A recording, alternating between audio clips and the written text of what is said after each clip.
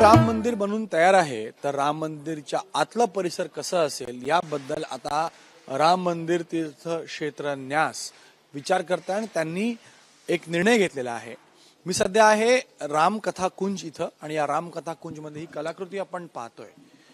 ही कलाकृती संपूर्ण रामायण सांगणारी आहे आणि हीच कलाकृती राम मंदिर परिसराच्या आत जे 5 एकड़ मध्ये परिसर पसरलेला आहे त्या परिसराच्या आत संपूर्ण रामायण दाखवलं जाईल। माननीय अशोक सिंघल जी ने जब आदेश दिए थे 1997 से तो हम आए थे यहाँ पर 2012 में जब उन्होंने आदेश दिए थे कि रामायण का सारे दृश्य बनाना है जो पुत्राष्टमी यज्ञ से राज्याभिषेक तक जो हमारे अभी वर्तमान में हनुमान जी को लंका जाने तक हमारा बांधा हो गया था। तो ये यज्ञ पहला है जहाँ पर पुत्र प्राप्ति हो जी पुत्राष्टमी यज्ञ जिसमें शांता माता सिंह ऋषि द्वारा और हुआ था। पुत्र प्राप्ति यहाँ पर आपने दिखाई है, प्राप्ति दिखा दिए है।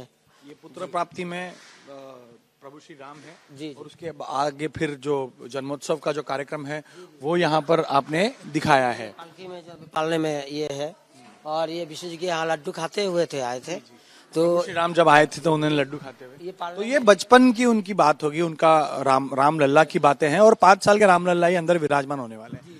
आगे की तरफ जाएं तो यहाँ पर ऋषि गुरुकुल में शिक्षा ग्रहण करने के लिए आए थे, उसी का दिखाने का प्रयास किया है।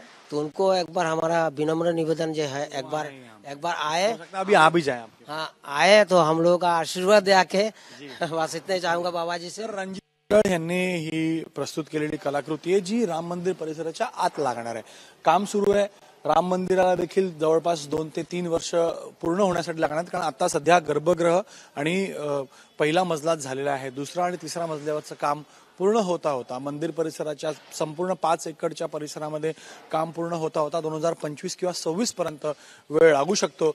आणि यासाठीच चंपतराय यांनी आणि न्यासानं हा निर्णय घेतलेला आहे की ही कलाकृती रामायणाच्या स्वरूपामध्ये मंदिर परिसराच्या आत प्रस्तुत करावी आणि यासाठीच रणजित मंडळ यांना तशा सूचनाही केल्या गेल्या आहेत। कॅमेरामॅन अनिल संगरेसह गणेश ठाकूर, एबीपी माझा, अयोध्या।